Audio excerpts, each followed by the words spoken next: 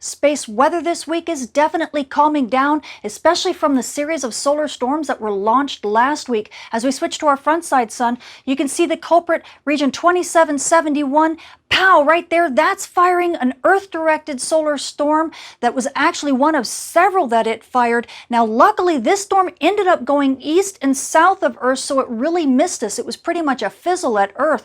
But one of the ones it also fired actually hit the Stereo A spacecraft, which is just east to Earth. And oh my goodness, it was a beautiful specimen. So if one of these had actually not been a fizzle and actually hit Earth, we could have gotten to a G2 level storm very quickly, and it could have actually caused some issues for that Starlink constellation that just got launched. We have 58 new satellites in low Earth orbit, and it could have been a bit of an issue. Luckily, things have calmed down since then, and we don't have any more solar storms on the way. And as we switch to our far side sun, this is Stereo A, and it's looking at the sun pretty much from the side, but like I said, east of Earth.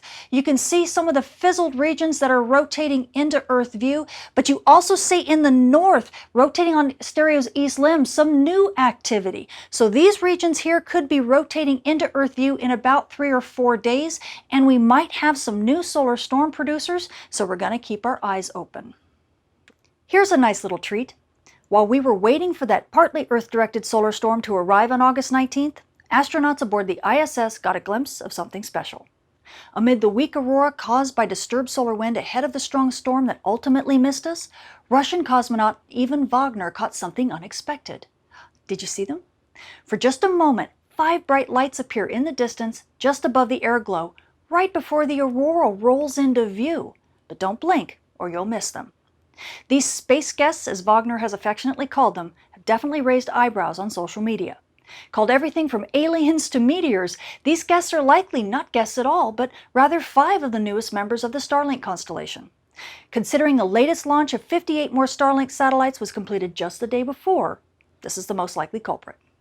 Of course, official word from Roscosmos on what the guests truly are is forthcoming. However, this is not the first time Starlink satellites have photobombed aurora pictures from the ISS. Back on April 13th, another sighting of a Starlink train was discovered by Riccardo Rossi.